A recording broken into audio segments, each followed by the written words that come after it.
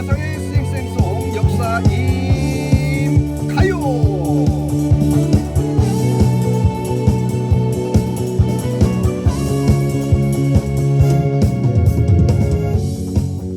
구독 반갑습니다. 자, 역사인 가요 4월 넷째 주 주간 역사 이야기를 시작을 하겠습니다. 4월 20일부터 4월 26일까지 역사인데요. 먼저 2003년 4월 20일 봅니다. 미국 프로농구 NBA 마이클 조던 선수가 팬들에게 작별 인사를 신문 광고로 게재를 해서 화제가 됐다는 소식이 있었네요.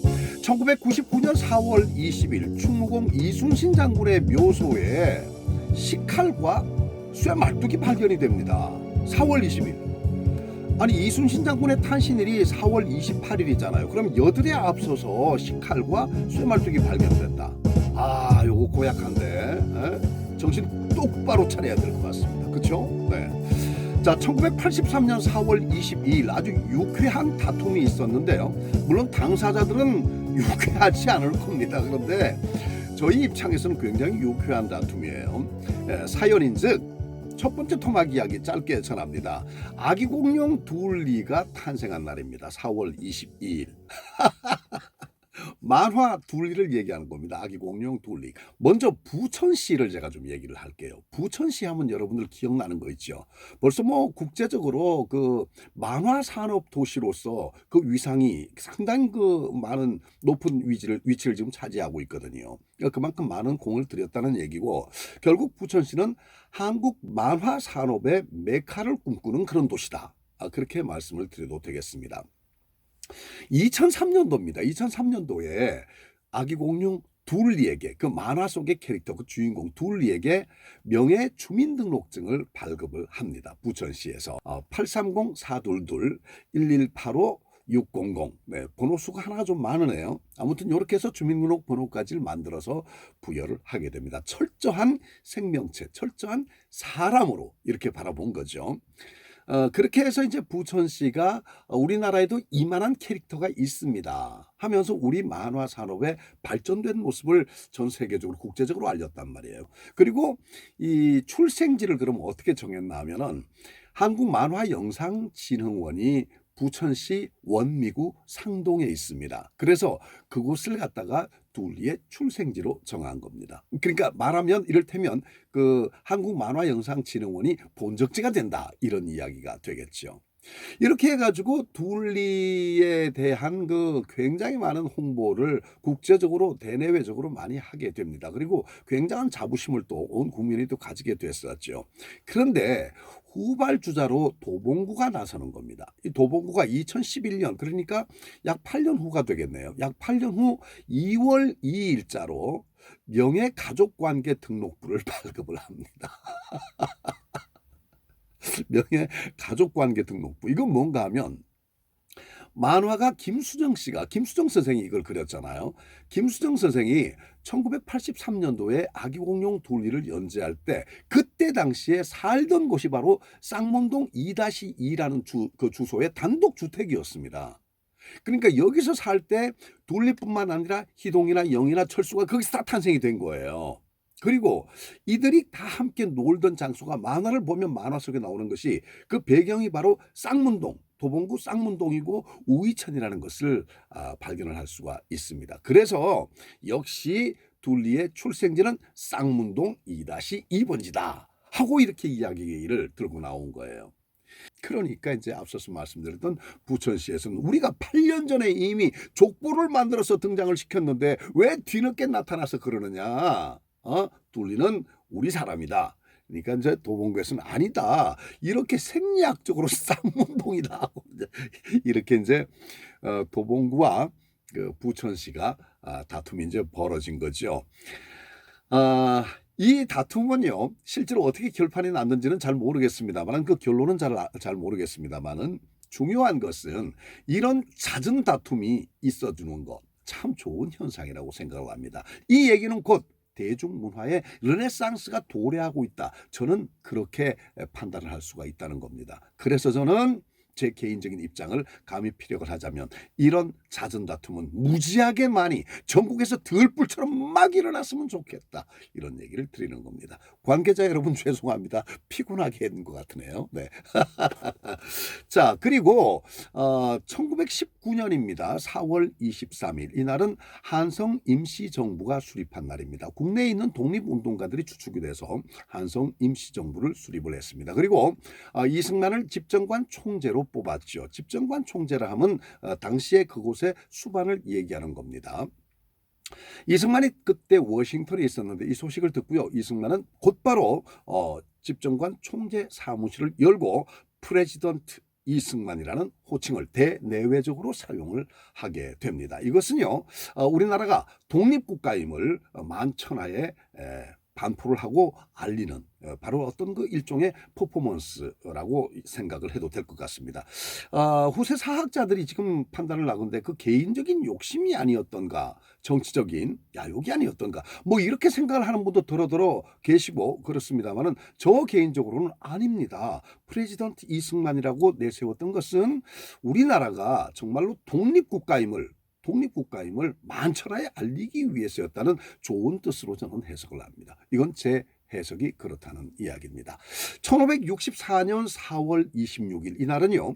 영국의 극작가 여러분 너무나도 사랑하는 윌리엄 셰익스피어가 출생한 날입니다. 영국은요 지금도 마찬가지입니다만은 1564년 셰익스피어 탄생 전과 탄생 이후로 영국의 문화적인 척도 자체가 달라졌다고 굉장히 셰익스피어를 추앙하고 있습니다. 여러분 너무나 잘 아시잖아요. 영국은 그 엄청나게 많은 식민지 국가를 거느리고 있었죠. 대영 제국 시절. 네.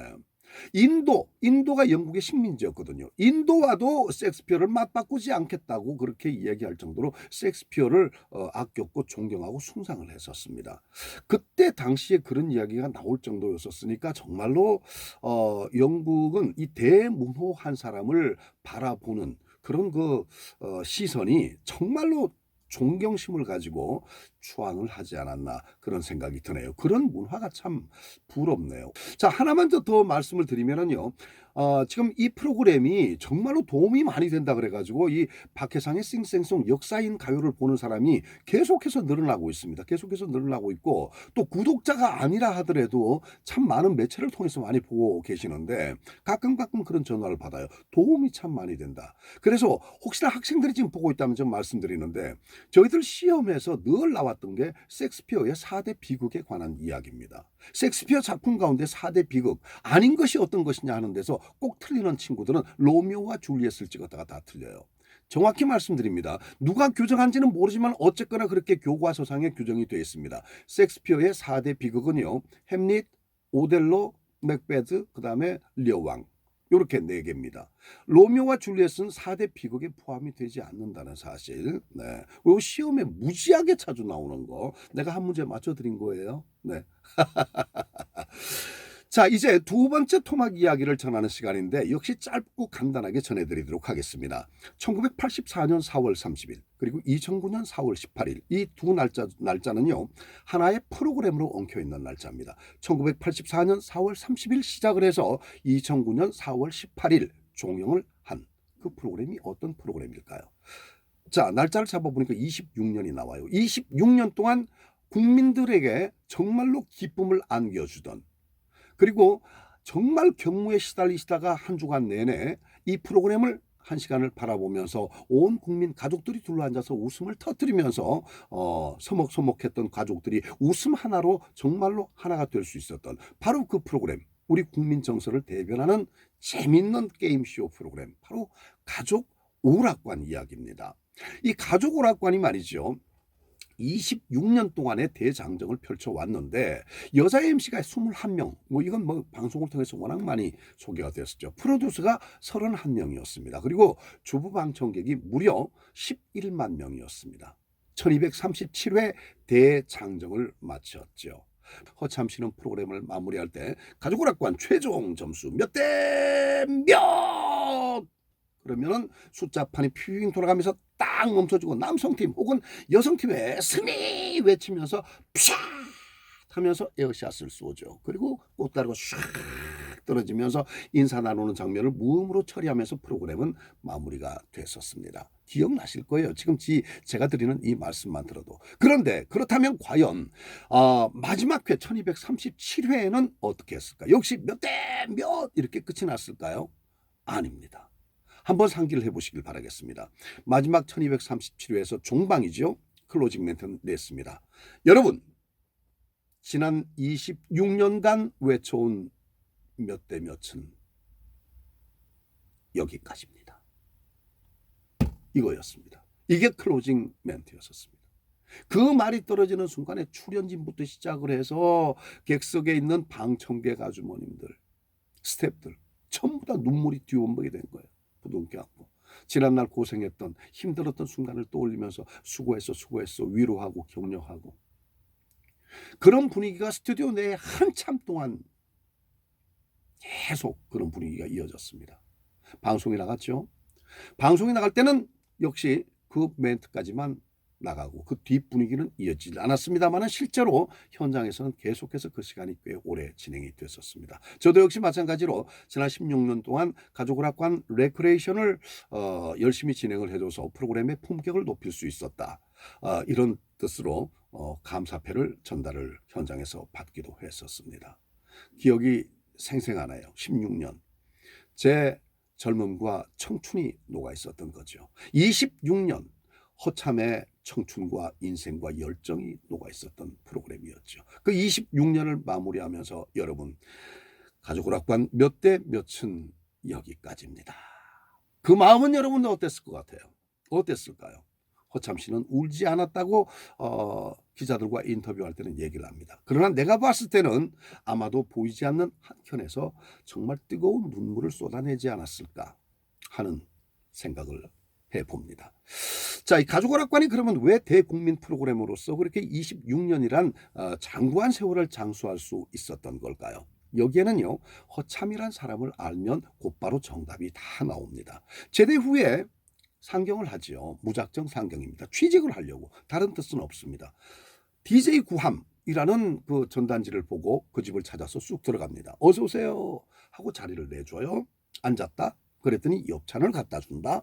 마시는 거니까 마셨어요. 그런데 탁구공을 하나 줘요. 어디에 쓰는 물건입니까? 번호가 적혀 있네요.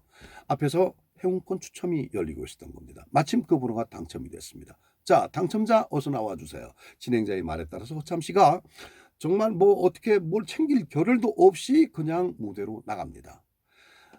진행자가 얘기를 하죠. 네, 이번 당첨자를 만나보도록 하겠습니다. 아주 말쑥하게 챙긴 우리 청년이 이렇게 당첨이 되네요. 축하드리겠습니다. 자, 당첨되신 분 축하드리고요. 본인의 성함과 본인 소개를 좀 부탁드리겠습니다. 이름 잘 기억이 잘 안 나는데요. 참나. 아니, 이름이 기억이 안 나. 기억났어요. 허참. 그거 제 이름이에요. 허참. 여기서 객석에 앉아있던 모든 사람들이 발칵 뒤집혀진 겁니다. 웃음보가 터진 거죠. 한번 터진 웃음보는 좀처럼 수그러들 줄 모릅니다. 한마디 앞에 허참이라고 자신의 이름이라고 얘기했던 이 친구가 한마디 던지는 말마다 사람들이 빵빵 터지는 겁니다.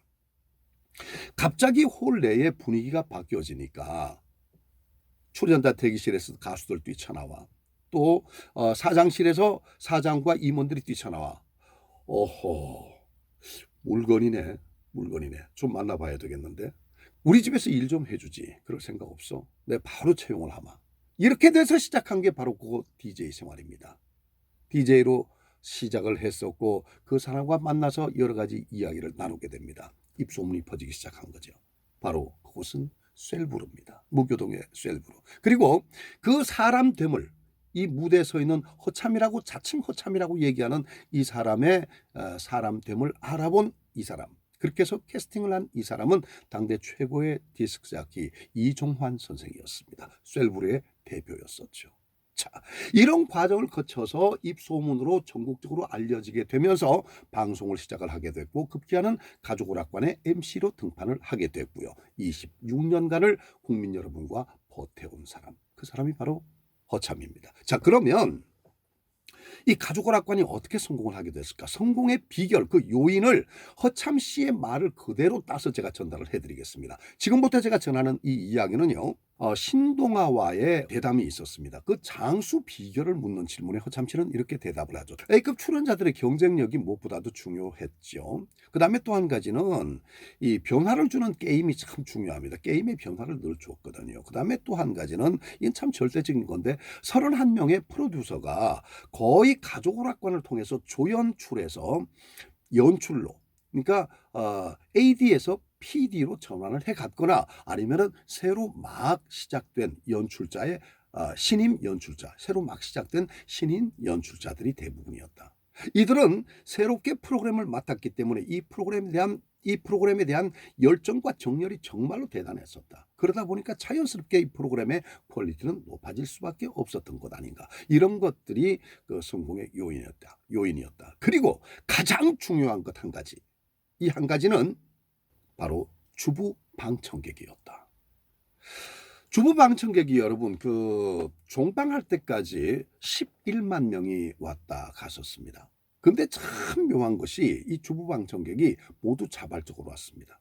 3시간, 4시간씩 관광버스를 타고 모 학교 분여회, 모 학교 분여회, 유치원 분여회, 어린이집 분여회. 대단했었습니다. 지금 이 방송을 보는 11만 명, 아마 방송을 보고 여러분 그때를 기억을 하면 아마 바로 구독을 아마 누르실 거예요. 가족오락관의 레크레이션 담당하신 선생님, 구독 누르실 거예요. 눌러주십시오. 반갑습니다. 네. 프로그램을 다 끝내고 난 뒤에 정말 안타까웠던 것이 신청대장이 있잖아요. 신청대장 이만큼 두텁습니다. 앞으로 3개월, 4개월 동안 오셔야 될 그분들의 명단이 그렇게 쌓여 있는 겁니다. 그분들을 모시지 못한 것이 너무너무 정말 죄스러운 거예요. 실제로 가족오락관의 방청 어느 정도의 열기였었냐면요.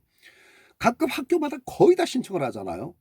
쉽게 던지는 말씀인 것 같기도 하지만 대한민국의 주부 모임, 특히 학교 모임이라든가 이런 주부 모임에서 신청 안 한 주부 모임이 있다? 글쎄 찾아보기가 어려울걸요. 여러분들은 모르고 계시지만 임원진에서 아마 다 신청을 하셨을 겁니다. 심지어 이런 경우도 있었습니다. 가을 어머님들이 신청을 했는데 가을 어머님들이 그런데 신학기가 와서 봄의 어머님들이 그 후배 어머님들이 찾아먹는 거예요. 이런 경우도 아주 허다했었습니다. 그만큼 주부 여러분들이 굉장한 열정으로 가족오락관을 보도모 왔었다. 이 이야기는요 결국 개인적으로는 주부님이 와서 프로그램에 참여해서 함께 프로그램을 만들고 가셨지만 집에 돌아가시고 그 방송을 보는 순간 그 순간은요 온 가족을 간접 체험케 했었던 겁니다. 그렇게 해서 온 식구들이 가족오락관 간접 체험자가 되는 거예요. 역시 가족오락관이 가족들의 정서 속에 들어갈 수밖에 없었던 가장 큰 이유죠. 단언컨대 이 11만 명의 주부들로 의해서 가족오락관은 정말로 역사적인 기록을 세웠고 역사적인 프로그램 반석에 오를 수가 있었다. 저는 그렇게 말씀을 드립니다. 허참 씨도 똑같은 이야기를 전하고 있습니다. 인터뷰 자료를 보니까. 네, 그만큼 우리 주부님들이 정말 절대적인 공헌을 하셨다 이런 말씀드립니다. 다시 한번 이 자리를 빌어서 오신 11만여 주부님들께 진심으로 감사를 드립니다. 좀 더 레크레이션 타임에 좀 더 재미있게 좀 더 환한 모습으로 인사를 드리고 함께 해드릴 걸 하는 아쉬움이 조금 남네요. 그렇지만 최선을 다했습니다. 저와 함께 했었던 시간도 즐거운 시간이었죠. 네, 구독 눌러주세요. 아주 그냥 구독이 아주 목매입니다. 네, 이렇게 허참 씨와 인터뷰하는 자료를 보면 늘 빠지지 않는 얘기가 있습니다. 조심스럽게 기자가 말미에 가서 항상 묻지요. 피할 수 없는 질문인데요. 전국 노래자랑의 차기 진행자로 유력한 후보로 거론이 돼 있던데요. 생각이 어떻습니까? 그에 대해서 한 말씀 부탁드립니다. 대답을 합니다. 하는 것도 그렇고 그만두는 것도 그렇고 모두 내 의지는 아니니까 라고 말씀을 굉장히 아낍니다. 그 부분에 대해서는. 이 이야기는 무슨 얘기인가 하면요. 제작사의 결정과 판단을 존중한다는 얘기입니다. 나는 프로그램 진행자로서 최선을 다하고 거기에 오로지 몰입할 뿐입니다. 이 얘기입니다. 한 해를 더하기 위해서 계산을 하는 머리와 그 시간을 나는 최선을 다해서 이 프로그램을 어떻게 국민 여러분들 가슴에 안기느냐, 그것만 생각을 하는 진행자이고 방송인이다 라는 이야기, 굉장히 함축적이지요. 바로 그렇습니다. 하는 것도 그렇고 그만두는 것도 그렇고 모두 내 의지는 아니니까. 그 뒤에 담겨있는 이야기는 언젠가 또 들어볼 날이 있지 않겠습니까? 네. 자, 끝으로 이제 아쉬운 점이 있다면 어떤 게 있습니까? 하는 기자의 질문에 이런 대답을 합니다. 폐지, 폐간, 폐사, 이 모두가 어휘 자체가, 그 뉘앙스가, 느낌이 굉장히 좋지 않다. 뭔가 아주 안된 못된 악습으로 인해 가지고 없애야 되는 뭐 이런 식의 어떤 그 느낌으로 다가올 수가 있다. 그래서 나는 정말 방송 종영 이렇게 얘기해 줬으면 얼마나 좋았을까라는 이런 아쉬움이 늘 남아있다. 왜 하필이면 방송 폐지라고 얘기를 했을까? 지난 26년간 함께 했었던 가족오락관이 오늘 날짜로 폐지가 됐습니다. 지난 26년간 함께 했었던 가족오락관이 오늘 날짜로 종영을 고하게 됐습니다. 얼마나 아름답습니까? 얼마나 아름다워요.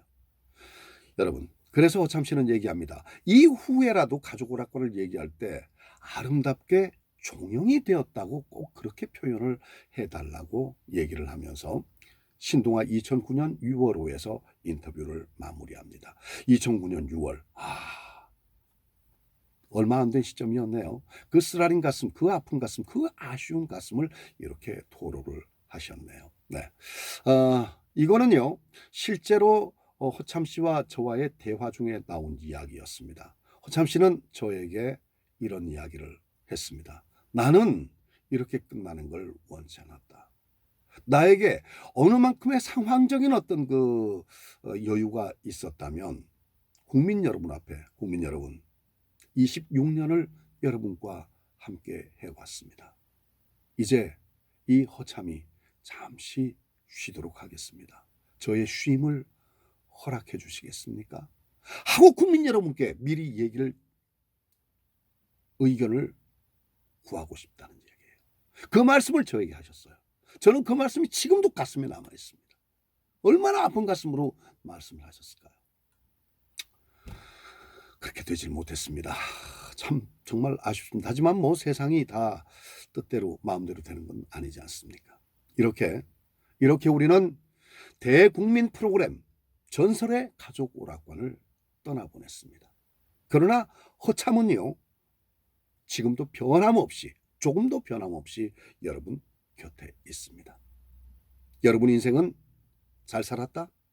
못 살았다? 몇 대 몇? 참 정말 언젠가 여러분 인생의 대고 몇 대 몇하고 이렇게 외칠 날도 있지 않을까 하는 생각이 드네요. 참 그야말로 허참입니다. 별 상상을 다 하네요. 네, 자 오늘 노래는요 허참의 마지막 하나, 여러분 혹시나 모르시는 분을 위해서 말씀드린다면 간간히 음반을 발표하고 노래를 불렀었죠. 처음에 발표했었던 노래는 굉장히 많이 알려졌었습니다. 사랑하는 그대 왜 몰라주나 불같은 이내 가슴을, 들어보신 분 계실지 모르겠습니다. 이런 노래를 발표를 했었고 꽤 예전입니다. 그리고 가족오락관 전성시대 때 또 불렀던 노래가 있습니다. 추억의 여자. 그 노래를 오늘 제가 불러드리면서 오늘 싱생송 역사인 가요를 마무리하도록 하겠습니다. 추억의 여자, 참 아름다운 노래거든요. 지금 이 노래를 부르시면서 아마 허참 선생님께서는 틀림없이 11만여 방청 오신 우리 주부님들을 생각하지 않을까 하는 생각이 드네요. 자, 여러분 코로나19 아직 끝난 거 아닙니다. 자체 방역 그리고 자신이 스스로 건강을 지켜달라는 그런 말씀 마지막까지 긴장 늦추지 마시고요. 드리면서 숭한 시간을 마무리하도록 하겠습니다.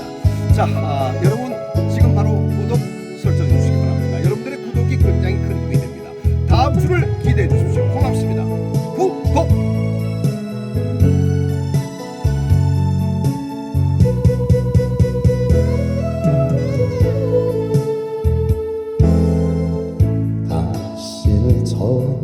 때부터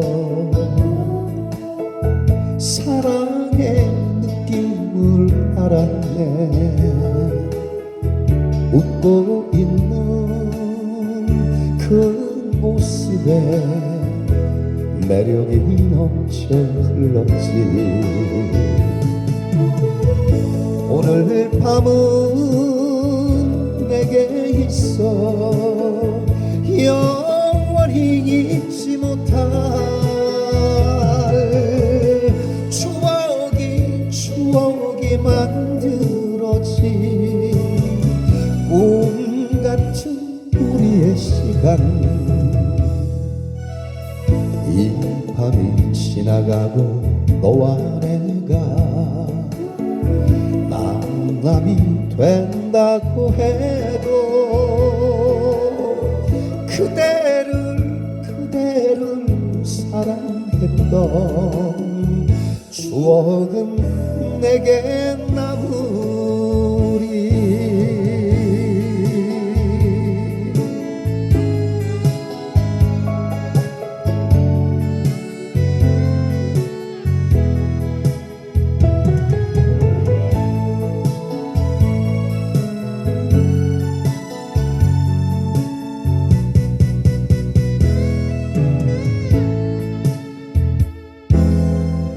당신을 만났을 때부터 사랑의 느낌을 알았네. 말이 없는 그 모습에 매력이 넘쳐 흘렀지. 오늘 밤은 내게 있어 영원히 잊지 못할 사랑이 만들어진 꿈 같은 우리의 시간. 이 밤이 지나고 너와 내가 남남이 된다고 해도 그대를 사랑했던 추억은 내게 남